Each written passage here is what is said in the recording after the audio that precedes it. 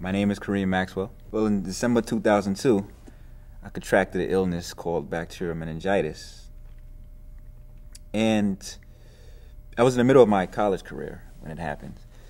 I was in the hospital in a life or death situation. My hands were still attached to my body, but they were lifeless, because the circulation was cut off. So I was told by doctors it was going to have to be removed, but I was in a state of denial. Well, I'm a bilateral amputee. I had both hands amputated. Nobody thinks this is going to ever happen to them. They live their life. They don't plan on, this ever. You don't think this is ever going to happen to you. You think this is something that just happens on TV.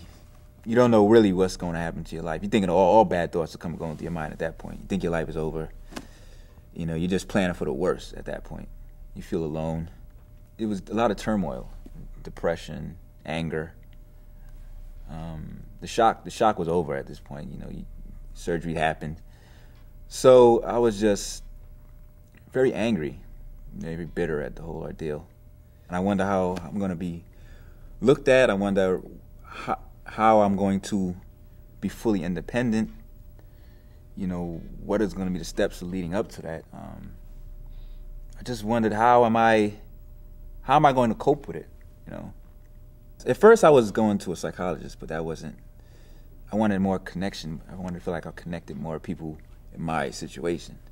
I've been a patient for Arimed for two years now. The workers are very positive, so it made my situation easier dealing with them. Being that they were they knew what they were doing. They knew how to handle people in this situation. They knew how to deal with the emotional side as well. So it'd been a pretty positive experience, being a patient for Arimed. They want to help you. It's important to feel that sense of feeling that they want to help you, and that you're not, bothering them whenever there's an issue. You don't want to feel like you're hindering anybody. So you want to feel like they want to help you. And I get that feeling with Arimed. I'm fully independent at this point. Actually, I graduated college a year ago. I attended the classes. I did everything everybody else was doing in the class. Took notes, did everything. So I'm fully independent. I'm able to do everything for myself. I wrote a book about my experiences. It's called America's Youth. I felt it would be inspirational. At the same time, it's therapeutic. I'm turning a rough situation into a positive in a way.